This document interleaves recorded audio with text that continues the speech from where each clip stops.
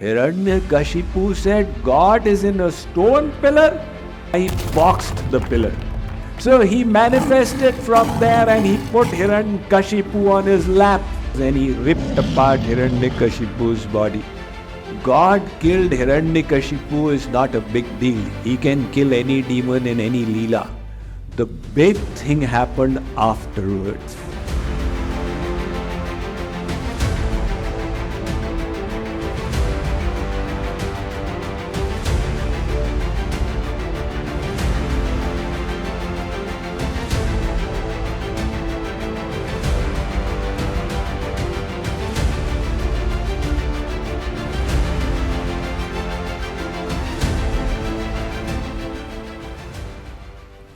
Out here, Sukadev ji felt it appropriate to relate the story of another demon called Hiranyakashipu. So Hiranyakashipu, after he had given Brahma Gyan to Hiranyaksha's wives, he went off to settle scores with Narayan. And he practiced severe austerities. In the meantime, his wife Kayadhu was carrying a baby.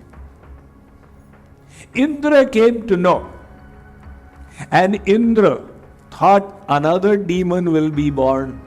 Already Hiranyakashipu is invincible now. If another demon comes, our problems will be compounded. So Indra thought, let me kill him while he's in the womb. He was taking Kayadhu to Indraprasth when Narad intervened. Narad said, Indra, don't make this mistake.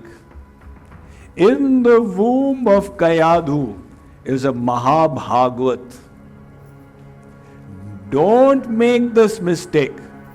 So Narad took Kayadhu. And through the ear of Kayadhu, he gave divine knowledge. Now, Kayadhu had no interest in spiritual matters. She was a demoness.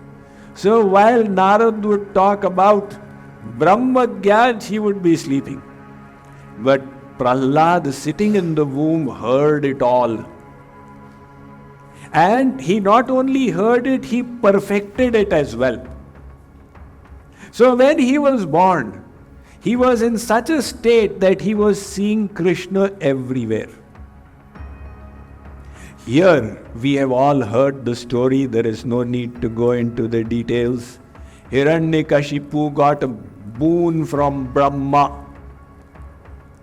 He requested that he should become immortal.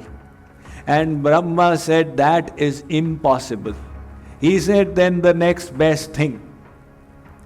I should not die in the day or in the night, in the sky or on the land, by a man or a beast, by Shastra or by Astra. Brahmaji said, Tathastu. Now what Hiranyakashipu did not realize was that the intellect works by the power of God. That intellect which is empowered by God cannot outwit God. So God sitting inside was giving him the inspiration. All right, but you say what you like. Empowered with that boon, Hiranyakashipu came back. Prahalad was a little child. Hiranyakashipu was delighted to meet his child. And he asked his Guru Shukracharya's two children, Shand and Amark. He asked them that my child needs to be trained. Go and teach him the knowledge that will benefit him as a demon king. Teach him Sam, Dam, Dand, Bhed, all the cunningness and cleverness of the world. Shand and Amark, they taught him. They took him away for 15 days. And when they thought that he is now a graduate, they brought him back. So Hiranyakashipu with great affection took Prahalad in his lap.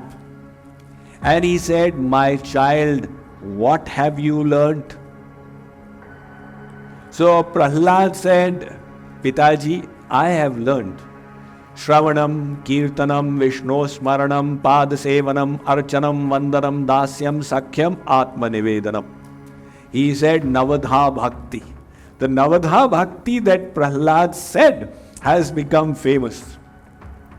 Chaitanya Mahaprabhu quotes it. Bhajane Shresh Navadha Bhakti. Mahaprabhu Vallabhacharya quoted it. Other Vaishnava Acharyas quoted it, so Navadha Bhakti became well known over the world. But it was Prahalad who spoke it in the Bhagavatam. So Hiranyakashipu heard that my child is praising my enemy Vishnu. He lifted Prahalad and threw him and said to Shand and Amarg, "What is wrong with you? Is this what you have taught him?" Prahalad said, "Father, it's not their fault. Don't blame them. Can bhakti develop merely by anybody's teaching like this? This bhakti is the result of the blessings of God." So Shand and Amark, they made a request to Hiranyakashipu. They said, "Give us one more chance. You are such a powerful king. You have nothing to fear." Hiranyakashipu said, "All right, teach him more." They took Prahalad away again. Now whatever they would teach, Prahalad would not care. He would just chant the name of God. One day these gurus, Shand and Amark, they had gone away. Now the other demon children in the Gurukul, they approached Prahalad and they said, "Come, will you play with us?" Prahalad said, "I am not interested in your games. If you want, you play the game that I have learned from my Guru." They said, "Who is your Guru?" "They are not your Gurus." "No, my Guru is Narad." "How did Narad become your Guru?" "When I was in my mother's womb, I received knowledge from Narad. So let me tell you what he taught. He handed them some manjiras and he taught them how to do kirtan. When Shand and Amark came back, they found the whole Gurukul of demon children doing kirtan. They said that one bad potato spoils the whole bunch. They said that you cannot improve. Come on, we are going to report you to your father. So Prahalad told his classmates, "You carry on doing the kirtan, I will meet him and come back." They said, "No, we prefer to come with you." So they accompanied Prahalad. So this little mandali of demon children, they walked towards Hiranyakashipu's palace. Out there, Hiranyakashipu was in the veranda when the catchy sound of the kirtan came. And it thrilled him. He started swaying from side to side. Until he realized they are chanting the names of Vishnu, he controlled himself. Now this time, when they came, and Shandamark said that your child is incorrigible, he will not improve, Hiranyakashipu then delivered the instruction, "Get him killed." Of course, we all know what happened. The servants of Hiranyakashipu tried in various ways. They tried to squash him under the foot of the elephant, and they put him in a pit of snakes, etc., etc. Holika, Hiranyakashipu's sister, she sat with Prahalad in the fire, but in no way were they able to kill him. So they brought him back, that what kind of a child is he? We have been unable to kill him. Hiranyakashipu, he at that time asked Prahalad, "Quo sau? This Narayan whom you worship, where is he?" Now Prahalad answered, "Sa sarvatra." "Father, my Narayan is everywhere.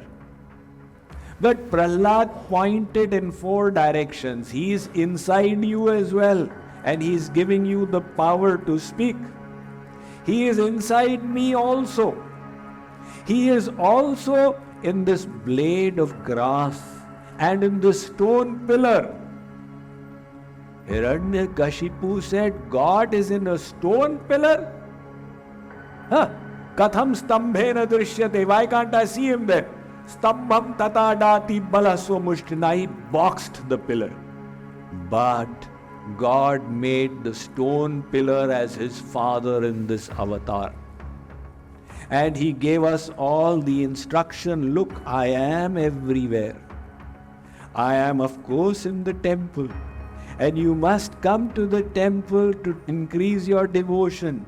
But when you go out, don't think I am not outside. The whole world is my temple. That is the message in this teaching.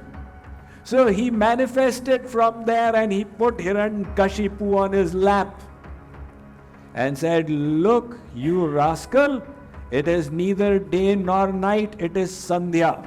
I am neither man nor beast. I have the head of a lion and the body of a human.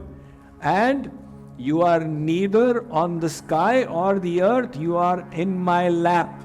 I am not killing you with any shastra or astra, I am killing you with my own nails. And he ripped apart Hiranyakashipu's body. So at that time, when Narasimha Bhagavan killed Hiranyakashipu, the celestial devatas, they bestowed flowers. Boliye Narasimha Bhagavan ki! God killed Hiranyakashipu is not a big deal. He can kill any demon in any leela. The big thing happened afterwards. Narasimha Bhagavan lifted Prahalad. He was dancing in anger until he saw Prahalad. And that pacified him. Now in his ferocious form, the devatas were all trembling. Because when the master is annoyed, he can slap anybody. So they were watching from afar. The person who is close is in danger. He can be slapped, the others will run away by then. But Prahalad was fearless. What is there to fear? He is my eternal father. And he came close. Narasimha lifted him up and he said, Varam vrishva bimatam kama purosmyaham nidam. My child, Vats, I am extremely pleased with your devotion. Ask what you want. Prahalad responded astonishingly. He said, Yasta ashisha ashaste nasa bhrityaha savaivanik. O my master, if I ask you for something, I will not remain your servant. I will become a businessman. I have done this for you, now you do this for me. I have offered savase laddu bhog, now you get my child to become all right.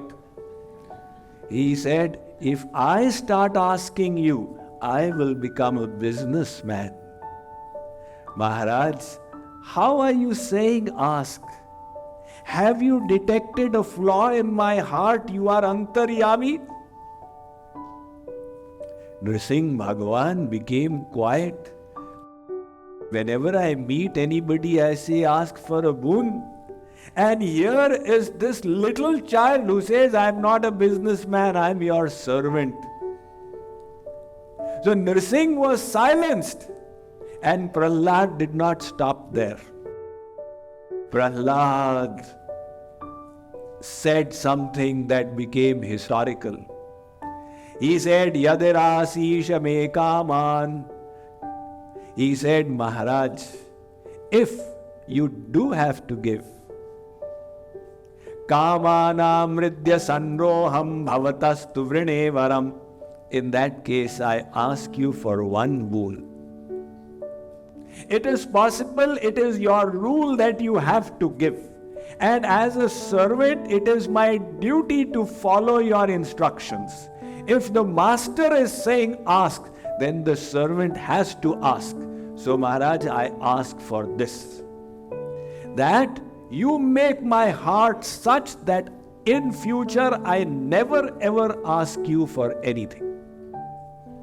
In other words, he is asking that he should never ask for anything ever in future, thereby sealing his Nishkam Bhakti. You see, bid mange moti mile, mange mile na bhik. What will we ask from God? Broken pieces of glass. And if we don't, God will give us the highest thing. He will become a servant of the devotee. So the way to get from God is not by asking, but by giving. So Narasimha Bhagavan, he blessed Prahalad. Prahalad said, Maharaj, may all the souls in the world be liberated. May my father attain welfare. Bhagavan said, your father Prahalad, by virtue of your devotion, 21 generations of your ancestors are blessed by me. Asfotayanti pitaro nrityanti cha pitamaha madvanshe vaishnavo jata sanastrata bhavishyati. When a pure devotee of God is born in any dynasty, the ancestors in the celestial abode start clapping. By virtue of his devotion, we will receive blessings. Bhagavan said, Prahalad, I will need you to be king. And after your time is up, you will come to my abode. Prahalad ruled as a great king. Prahalad's son was Rochan. His son was Bali, Daityaraj Bali. So we are now coming to the Katha of Bali Raja.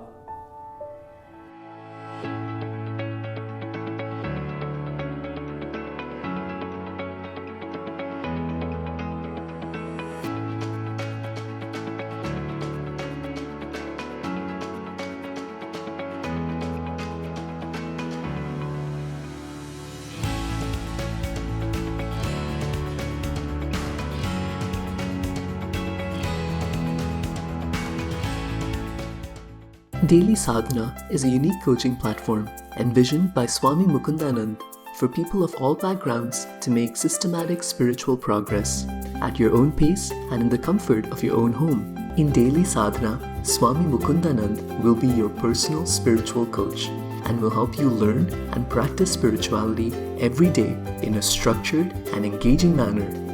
If we could transform ourselves just 1% every day, after a few months, we would have changed ourselves 100%. Daily Sadhana offers beautifully designed online courses where the timeless Vedic philosophy is systematically organized into daily lessons.